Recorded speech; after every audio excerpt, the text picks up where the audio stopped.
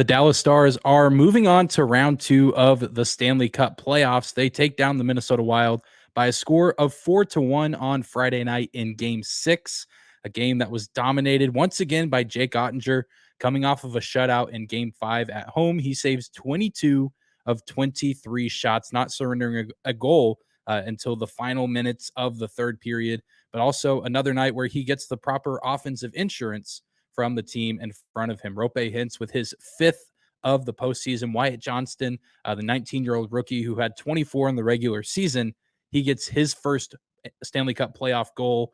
Mason Marchment adds one. Max Domi against the empty netter. An all-around very impressive performance and effort from this team in a game that, they always say the hardest game to win in a best-of-7 playoff series is the last one. And you knew that the Wild were probably going to throw everything that they had at this game and at the Stars in order to try and force game 7 back in Dallas on Sunday. But the Stars are able to come in and take care of business and slam the door shut on the Minnesota Wild. Pretty impressive, to say the least, just given how this series started, how physical it was, how demanding this series was of both teams to not necessarily see it go the distance. And I know I'm glad for the Stars' sake that they are, getting this little extra time off before the beginning of their next series, more time to prepare as they, are set to now take on either the Colorado Avalanche or the Seattle Kraken. It looks like that series is going to go to 7 games as the Kraken currently down 3-1 with about 8 minutes left in the third period.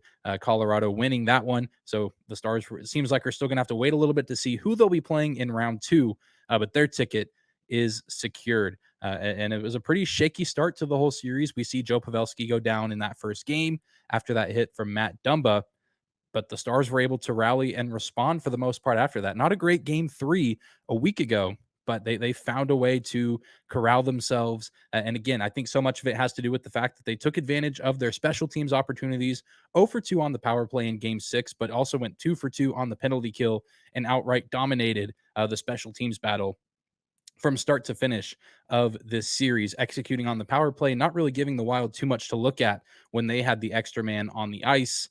And they also did a really good job of keeping the Minnesota Stars in check. That's something that we've been talking about over the past week. Guys like Miro Heiskanen and the rest of the defensive crew doing a really good job of shutting down Kirill Kaprizov, Matt Boldy. I think they said Freddie Gaudreau, who scored the only goal for the Minnesota Wild in game 6. I think he was one of their offensive leaders in this series with only 3 goals in the postseason. Gustav Nyquist had a 5th assist.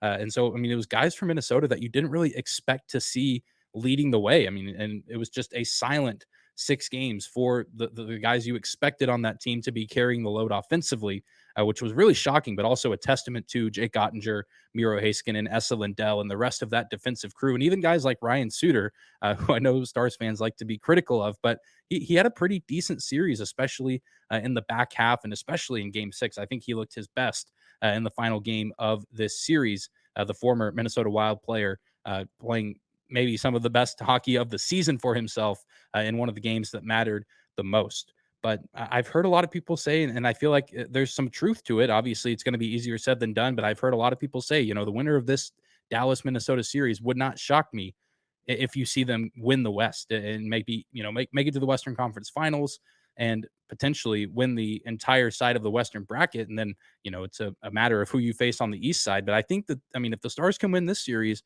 I think they can hang with just about anybody that's in this Western Conference playoff bracket. We know, it's going to be either Colorado or Seattle in round 2. Colorado has shown that they do have some weaknesses. They are the defending Stanley Cup champions, but Seattle is giving them everything that they've got and giving them as much as they can handle. And then, of course, we know that the Seattle Kraken are obviously not just here to be glad that they made it to the playoffs. They're looking to show that they belong and looking to make a deep run. So it's definitely not going to be easy, but this Wild team, just the way they play and how physically demanding it is to go up against a team like this, how much of a grind it is. The Stars can get past this team. I think they can get past anybody.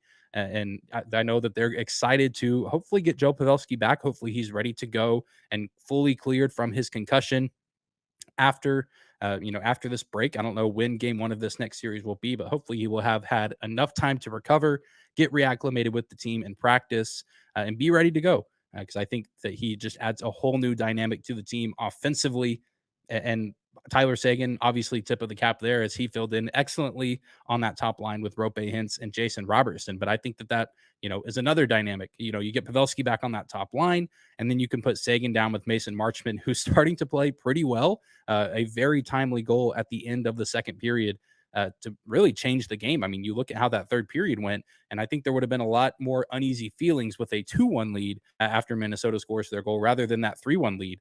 So that goal from Mason Marchment, absolutely monumental in this game in terms of momentum and getting the Stars in a comfortable position, giving them a steady lead that they could defend for nearly the entirety of the third period. So I'd be really curious to see what Mason Marchment and Max Domi could do alongside Tyler Seguin.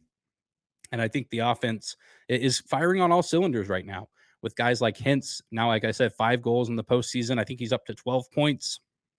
And hopefully we can continue to see Jason Robertson come out of his playoff shell a little bit, if you will. I know we're still waiting for him to kind of have that explosive Stanley Cup playoffs performance.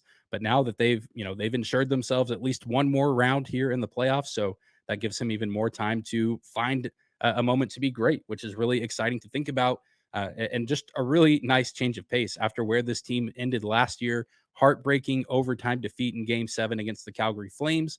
And now they find themselves on the opposite side of the spectrum with the win in Game 6. And now they get to move on for the first time going to the second round since the 2020 run in the bubble, which was a pretty special run. And I think this team is far better. I mean, that was a good team that was in the bubble, but I think this is a better team.